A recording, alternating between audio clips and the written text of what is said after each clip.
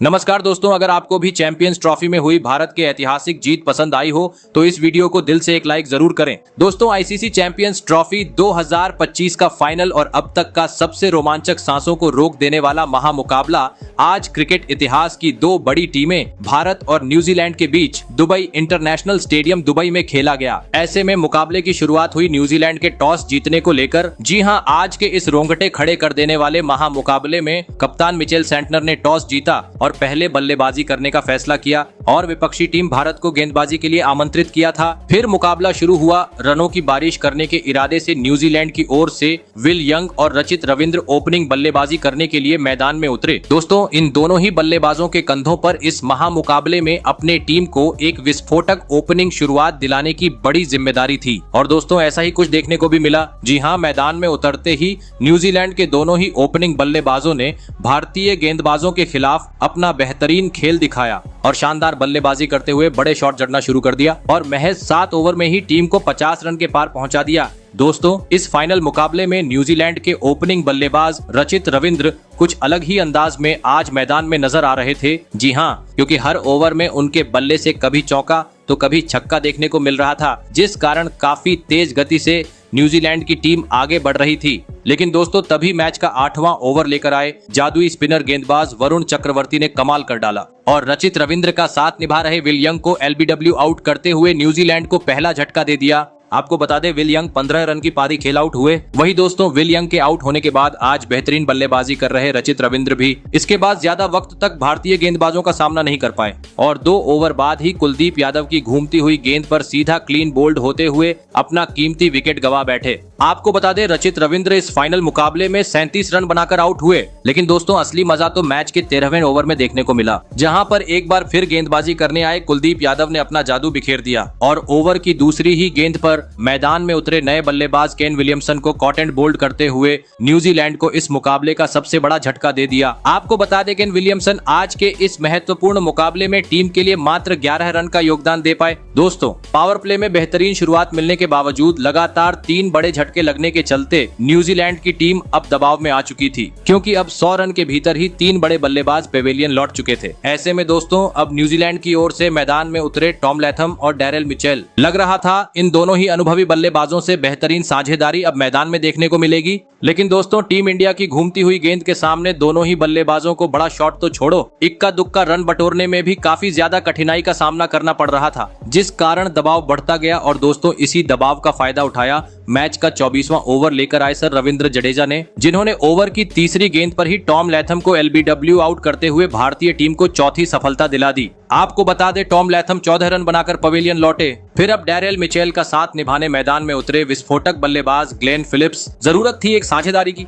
और दोस्तों ऐसा ही कुछ इसके बाद मैदान में मौजूद इन दोनों ही बल्लेबाजों से देखने को भी मिला। जी हां, भले ही धीमी गति से, लेकिन इसके बाद इन दोनों ही खिलाड़ियों ने भारतीय गेंदबाजों का सूझबूझ के साथ सामना किया और एक बार फिर न्यूजीलैंड का स्कोरबोर्ड आगे बढ़ना शुरू कर दिया और कुछ ही देर बाद टीम को 150 रन के पार भी पहुंचा दिया। दोस्तों, एक वक्त पूरी तरीके से दलदल में पहुंच चुकी न्यूजीलैंड की तरफ से अब एक बेहतरीन साझेदारी मैदान में पनपती हुई नजर आ रही थी और अब सेट होने के चलते बीच बीच में दोनों ही बल्लेबाजों से जोरदार चौके भी दुबई के इस मैदान पर देखने को मिल रहे थे, जिस कारण देखते ही देखते इस जोड़ी ने 50 से अधिक रन की साझेदारी भी निभा डाली। दोस्तों, ग्लेन फिलिप्स और डैरेल मिचेल बेहतरीन तरीके से अब टीम को आगे ले जा रहे थे, लेकिन तभी मैच का 38वां ओवर लेकर आए वरुण चक्रवर्ती ने इस जोड़ी को तोड़ दिया। जी हां, और ओवर की 5वीं गेंद पर ग्लेन फिलिप्स को सीधा क्लीन बोल्ड करते हुए न्यूजीलैंड को 5वां झटका दे दिया। आपको बता दें, ग्लेन फिलिप्स ने 34 रन की पारी खेली। दोस्तों, रोहित की कप्तानी और भारत की करिश्माई गेंदबाजी के माया जाल में न्यूजीलैंड की टीम पूरी तरीके से फंस चुकी थी, क्योंकि अब आधा बल्लेबाजी क्रम पवेलियन की राह पकड़ चुका था। ऐसे में अब मैदान में उतरे माइकल ब्रेसवेल। दोस्तों, भले ही एक छोर से न्यूजीलैंड के 5 प्रमुख बल्लेबाज आउट हो चुके थे, लेकिन दूसरी छोर पर खड़े डैरेल मिचेल ने अपने अनुभव का बेहतरीन तरीके से फायदा उठाया और इस फाइनल मुकाबले में अपने बेहतरीन बल्लेबाजी के दम पर कुछ ही देर बाद अपना 50 जड़ दिया। लेकिन दोस्तों, अब टीम इंडिया के सामने एक सम्मानजनक लक्ष्य तक पहुंचना था, तो अब जरूरत थी तेज गति से विस्फोटक अंदाज में बल्लेबाजी करने की, क्योंकि अब महज अंतिम 5 ओवर का खेल बाकी था परंतु दोस्तों न्यूजीलैंड रन गति को बढ़ाए उससे पहले ही 46वां ओवर लेकर आए। शमी ने न्यूजीलैंड को और एक बड़ा झटका दे दिया और इस ओवर में डैरेल मिचेल को कप्तान रोहित के हाथों कैच आउट करवाते हुए 63 रनों पर पवेलियन का रास्ता दिखा दिया। फिर अब भारतीय गेंदबाजों का सामना करने मैदान में उतरे कप्तान मिचेल सेंटनर। लग रहा था अब निचले क्रम के बल्लेबाज न्यूजीलैंड को सम्मानजनक लक्ष्य तक पहुंचाने में भी कामयाब नहीं हो पाएंगे, लेकिन दोस्तों मैदान में मौजूद नए बल्लेबाज मिचेल सेंटनर और माइकल ब्रेसवेल ने अंतिम 4 ओवर में अपना बेहतरीन खेल दिखाया और ताबड़तोड़ अंदाज में बल्लेबाजी करते हुए रनों की बरसात कर डाली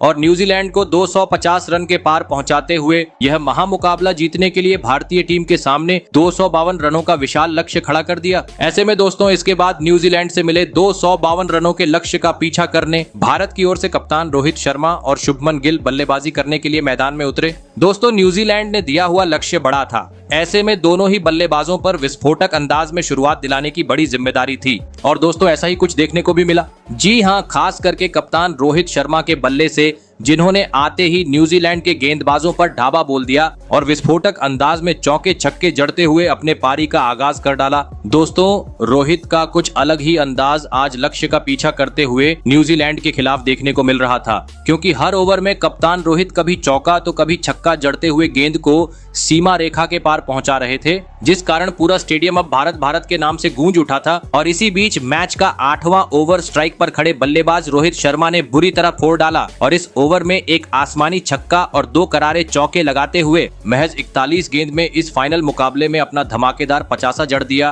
और पावर प्ले का 10 ओवर का खेल खत्म होने तक भारतीय टीम को 64 रनों तक पहुंचा दिया। दोस्तों लक्ष्य का पीछा करते हुए भारतीय टीम को जिस शुरुआत की जरूरत थी वह कप्तान रोहित और शुभमन गिल ने अब दिला दी थी, लेकिन अब मैदान में मौजूद इन दोनों ही खिलाड़ियों के कंधों पर जिम्मेदारी थी कि पावर प्ले के बाद भी अपना यही खेल जारी रखें और तेज गति से विस्फोटक अंदाज में बल्लेबाजी करते हुए भारतीय टीम के स्कोर को आगे बढ़ाए। और दोस्तों ऐसे ही कुछ झलकियां भारतीय बल्लेबाजों से देखने को भी मिली। जी हां, पावर प्ले खत्म हो गया, लेकिन रोहित का बल्ला आज रुकने का नाम नहीं ले रहा था और अब दूसरी छोर से शुभमन गिल ने भी उनका बेहतरीन तरीके से साथ निभाते हुए समय समय पर गेंदों को सीमा रेखा के पार पहुंचाना शुरू कर दिया था, जिस कारण अब 6 के रन रेट से भारतीय टीम आगे बढ़ रही थी और इसी के चलते देखते ही देखते इन दोनों ही बल्लेबाजों ने टीम इंडिया के स्कोर को 100 रन के पार भी पहुंचा दिया। दोस्तों टीम इंडिया की यह ओपनिंग जोड़ी काफी बेहतरीन तरीके से भारतीय टीम को लक्ष्य की ओर ले जा रही थी, लेकिन तभी मैच का 19वां ओवर लेकर आए मिचेल सेंटनर ने इस जोड़ी को तोड़ दिया और ओवर की चौथी गेंद पर शुभमन गिल को ग्लेन फिलिप्स के हाथों कैच आउट करवाते हुए 31 रन पर पवेलियन का रास्ता दिखा दिया। फिर 3 नंबर पर बल्लेबाजी करने मैदान में उतरे टीम इंडिया के किंग विराट कोहली, लेकिन दोस्तों इस फाइनल मुकाबले में कोहली टीम के लिए कुछ खास योगदान नहीं दे पाए और एक ओवर बाद ही माइकल ब्रेसवेल की गेंद पर एलबीडब्ल्यू आउट होते हुए अपना विकेट गवा बैठे। आपको बता दें किंग कोहली आज मात्र 1 ही रन बना सके। ऐसे में दोस्तों लगातार 2 बड़े झटके लग जाने के बाद अब कप्तान रोहित का साथ निभाने मैदान में उतरे श्रेयस अय्यर। फिर यहां से कप्तान रोहित और अय्यर के बीच कुछ देर तक तो बेहतरीन साझेदारी देखने को मिली, लेकिन मैच के 27वें ओवर में टीम के लिए बहुमूल्य पारी खेल रहे रोहित भी अपना धैर्य खो बैठे और आगे बढ़कर गेंद को सीमा रेखा के पार पहुंचाने के चक्कर में स्टंप आउट होते हुए टीम इंडिया को मझदार में छोड़ गए। आपको बता दूं कप्तान रोहित 76 रन की शानदार पारी खेल आउट हुए। दोस्तों 3 बड़े बल्लेबाजों को गंवाने के चलते टीम इंडिया अब दबाव में आ चुकी थी। ऐसे में अब जरूरत थी एक साझेदारी की और ऐसा ही कुछ इसके बाद मैदान में मौजूद श्रेयस अय्यर और अक्षर पटेल के बल्ले से देखने को मिला, जिन्होंने इसके बाद न्यूजीलैंड के गेंदबाजों का सूझबूझ के साथ सामना किया